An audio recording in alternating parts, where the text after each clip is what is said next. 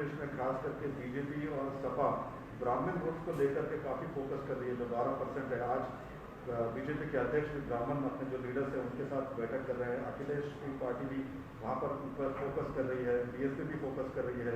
तो कितना फ्रैगमेंटेड जो है इलेक्शन कैंपेनिंग आपको लग रहा है?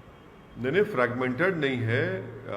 आपने सही कहा कि अखिलेश यादव और बीजेपी और बीएसपी हमारे ब्राह्मण भाइयों के वोटों के लिए पूरी कोशिश कर रही है, मगर देखिए इन तमाम में कॉमन फैक्टर है कि सिवाय 19% उत्तर प्रदेश के मुसलमानों के सब कास्ट और बरादरियों के ऊपर मेहनत की जा रही है, और 19% मुसलमानों को इन तमाम पार्टीज ने यतीम और लाचार बनाकर छोड़ दिया है और इनके कोई वोट की अहमियत नहीं रही। तो यही बात हम उत्तर प्रदेश के मुस्लिम माइनॉरिटी को बता रहे हैं कि भाई आपकी कोई लीडरशिप को आपको पैदा करना पड़ेगा।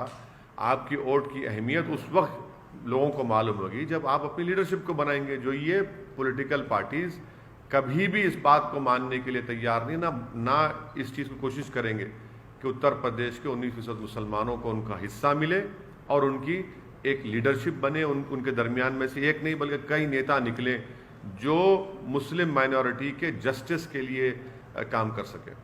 और दूसरी बात सर, कल गृह मंत्री ने कहा था कि जो अगर सपा या बसपा की सरकार आती है तो राम मंदिर जो है वहाँ पर नहीं बनाएंगे। तो क्या राम मंदिर अभी भी इस इलेक्शन में बड़ा मुद्दा रहेगा सर? अब ये तो आप मीडिया के लोगों को तय करना है। जो हमारी हर स्पीच के बाद आप लोग कुछ ना कुछ उसमें निकालते हैं नुक्ता। अब जो देश के होम मिनिस्टर इस तरह की बात कर रहे हैं तो डेवलपमेंट की क्यों नहीं बात करते?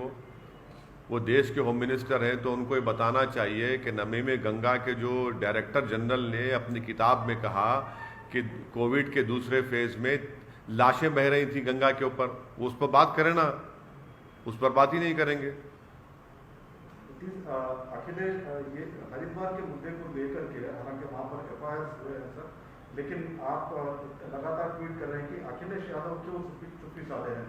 तो क्या लगता है कि उनका स्ट्रेटेजी क्या है, क्यों वो? देखिए, जितने पॉलिटिकल पार्टीज हैं भारत में जो भारत के संविधान पर यकीन करते हैं, जो एनार्की पर नहीं रूल ऑफ लॉ पर भरोसा करते हैं, उन तमाम पॉलिटिकल पार्टीज को अपनी खामोशी को तोड़ना पड़ेगा।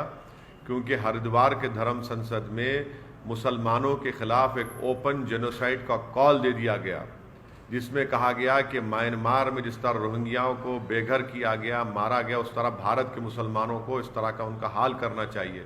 अगर समाजवादी पार्टी वहाँ पर 70 सीट पर चुनाव लड़ेगी, कांग्रेस वहाँ पर अपना गवर्नमेंट बनाने की बात कर रही है, मनमोहन सिंह को गोली से मारने की बात कही गई जो देश के एक्स प्राइम मिनिस्टर हैं, तो इस पर भी आप रिएक्ट नहीं करें। कब रिएक्ट करेंगे?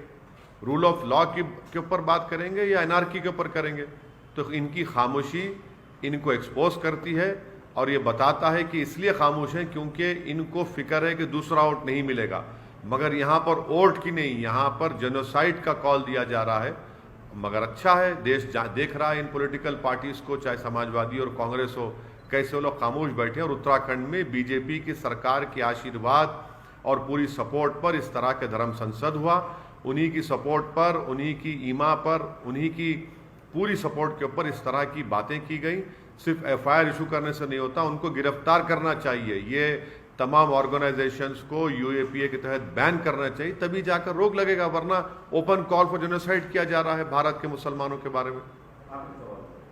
MIM आप हर हफ्ते लगातार यूपी में जा रहे हैं, ज़्यादा फोकस कर रहे हैं और 100 सीटों पर चुनाव लड़ने का भी ऐलान कर रहे हैं। तो क्या नजर आता है माहौल वहाँ का? देखिए, जहाँ तक मेरी बात है, मैं अपने तमाम पार्टी के जिम्मेदारों के साथ, पार्टी के अरकान कार्यकर्ता के साथ, हम सब लोग मिलकर मेहनत कर रहे हैं। हमारे हाथ में मेहनत करना है, जुस्तजू करना है, अच्छे फैसले लेना है। आगे इंशाअल्लाह ताला अल्लाह सुब्हाना व तआला उत्तर प्रदेश की जनता के दिलों में मोहब्बत डालेगा और वो वोट में तब्दील होगा। हम सबसे मुलाकात कर रहे हैं, सबसे बात कर रहे हैं और यही हमारी कोशिश है।